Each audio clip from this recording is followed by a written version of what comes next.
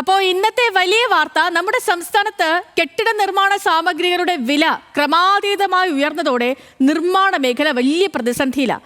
Quarry crusher ഉൽപ്പന്നങ്ങളുടെ വരവ് സ്തംഭിച്ചത് life mission വീടുകൾ അടക്കമുള്ള സർക്കാരിന്റെ നിർമ്മാണ പ്രവർത്തികളുടെയും താളം തെറ്റിച്ചു. സർക്കാർ ഇടപെട്ട് പരിഹാരം ഉണ്ടാക്കണമെന്ന് സർക്കാർ കരാറുകാരുടെ സംഘടനയായ കോൺട്രാക്ടേഴ്സ് ഫെഡറേഷനും ആവശ്യപ്പെട്ടു. കാണാം ന്യൂസ് മലയാളം ദ ബിഗ്ഗസ്റ്റ്.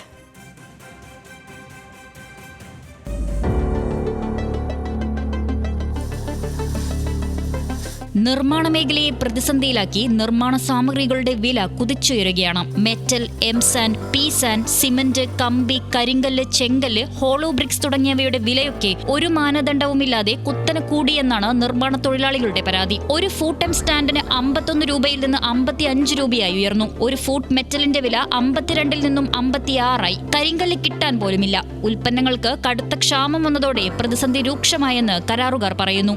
യാതൊരു നിയന്ത്രണമില്ലാതെ 2 ആഴ്ചക്കുള്ളിലായി ഇങ്ങനെ വില വർദ്ധിപ്പിച്ചുകൊണ്ടിരിക്കുന്നത്. പ്രത്യേകിച്ച് ഇപ്പോൾ സീസൺ സമയമാണ്. റോഡ് പണി നടക്കുന്നതും മരാമത്ത് പണികൾ കൂടുതൽ നടക്കുന്നൊരു സമയമാണ്. ഈ സീസണെ മുന്നിൽ കണ്ട് മുതലെടുത്തുകൊണ്ടാണ് ഇങ്ങനെ ഒരു വില വർധന ഉണ്ടായിട്ടുള്ളത്. ഇതിൽ സർക്കാർ അടിയന്തരമായി ഇടപെടണമെന്ന് സർക്കാർ തന്നെ ഇടപെടേണ്ടത്. അതുപോലെ തന്നെ ജില്ലാ കലക്ടർ ഇടപെട്ടുകൊണ്ട് ഈ പ്രശ്നത്തിനൊരു ശാശ്വതമായ പരിഹാരമുണ്ടായില്ലെങ്കിൽ കേരളത്തിലെ നിർമ്മാണ പ്രവൃത്തി, പ്രത്യേകിച്ച് സർക്കാർ നിർമ്മാണ പ്രവൃത്തികൾ പൂർണ്ണമായ സമ്പന്നാവസ്ഥയിലേക്ക് നീങ്ങിക്കൊണ്ടിരിക്കുന്ന സ്ഥിതിയിലേക്കാണ്.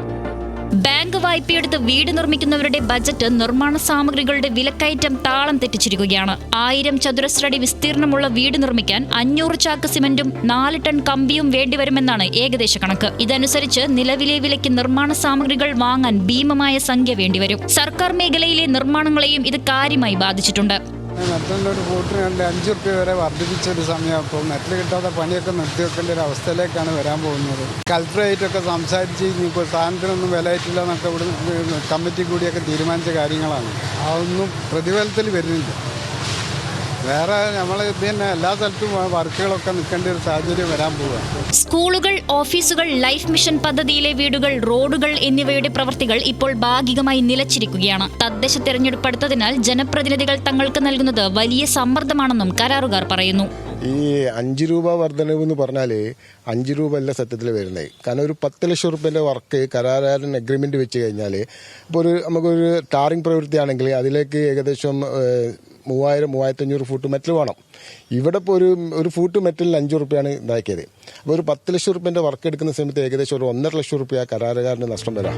പരിസ്ഥിതി സംരക്ഷണ വ്യവസ്ഥകൾ പാലിക്കുന്നില്ലെന്നാരോപിച്ച് കോഴിക്കോട്ടെ ചെറുകിട ക്വാറികൾ അടച്ചിട്ടിരിക്കുകയാണ്. സമീപ ജില്ലകളായ മലപ്പുറത്തെയും കണ്ണൂരിലെയും വയനാട്ടിലെയും സ്ഥിതി സമാനം. തദ്ദേശ പൊതുമരാമത്ത് ജലസേചന മന്ത്രിമാർക്ക് മുന്നിൽ നിവേദനങ്ങൾ പല കുറിയെത്തിയിട്ടും ഇടപെടലുകൾ ഉണ്ടായില്ലെന്നും ഇവർ പറയുന്നു. കെട്ടിട നിർമ്മാണ സാമഗ്രികളുടെ വിലക്കയറ്റം നിയന്ത്രിക്കണമെന്നാവശ്യപ്പെട്ട് അധികൃതർക്ക് മുമ്പിൽ പലകുറി നിവേദനങ്ങൾ സമർപ്പിച്ചിട്ടും പ്രശ്നപരിഹാര നടപടികൾ ഉണ്ടായില്ലെന്നാണ് പരാതി.